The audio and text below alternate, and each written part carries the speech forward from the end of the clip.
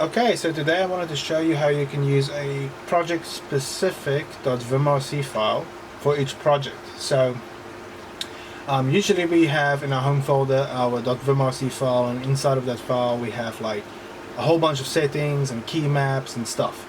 So I wanted to have a project-specific .vimrc for each project that I can use to define custom key maps, custom settings and stuff. So I looked for a way to do this, but nothing really worked well. And luckily in Vim 8.1, don't quote me on this, but they released, or they have a new AutoCMD event. And this event's name is called the changed, or directory changed. And you can use this AutoCMD event to run, of course, any function and stuff. So I made a function, and this is the function I made. I'll upload this somewhere and I'll include it in the video description. But basically what this function does is, once you cd into the project folder, it looks for a Vimrc file and then it sources it.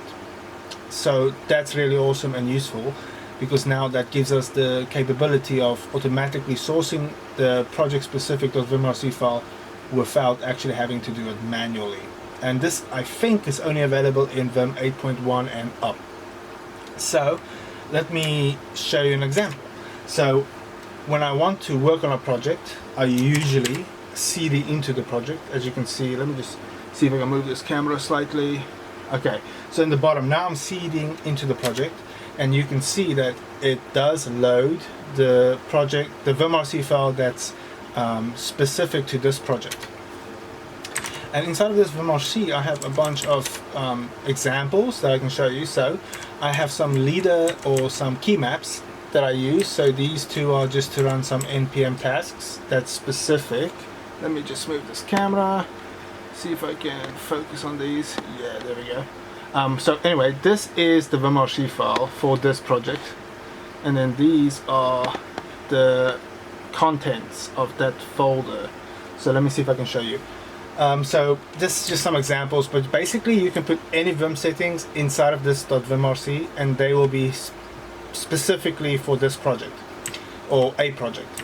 So I have these two that just simply opens my terminal and it cds into a folder, and it runs a watch command. I can actually show you, leader F1, and there we go. If I go down there, it opened the terminal and it's running some Webpack tasks.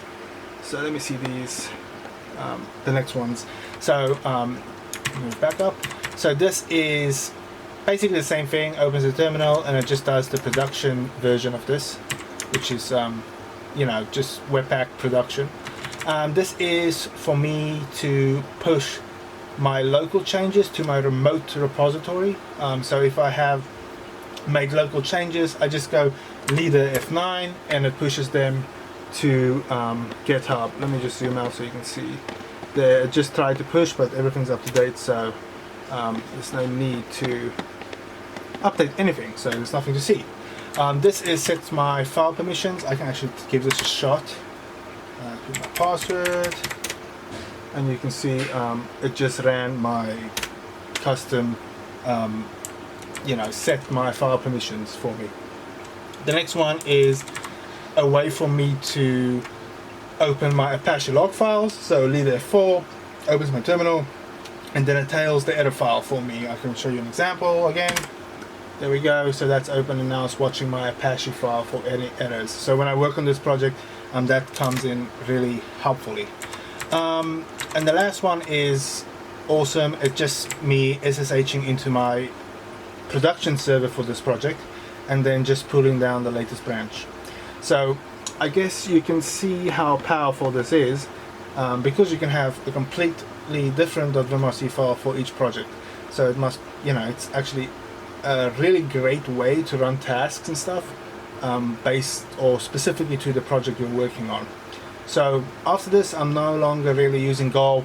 I'm not using npm tasks much, if at all, in any of my new projects, because I can just run everything directly using Vim and some custom key bindings.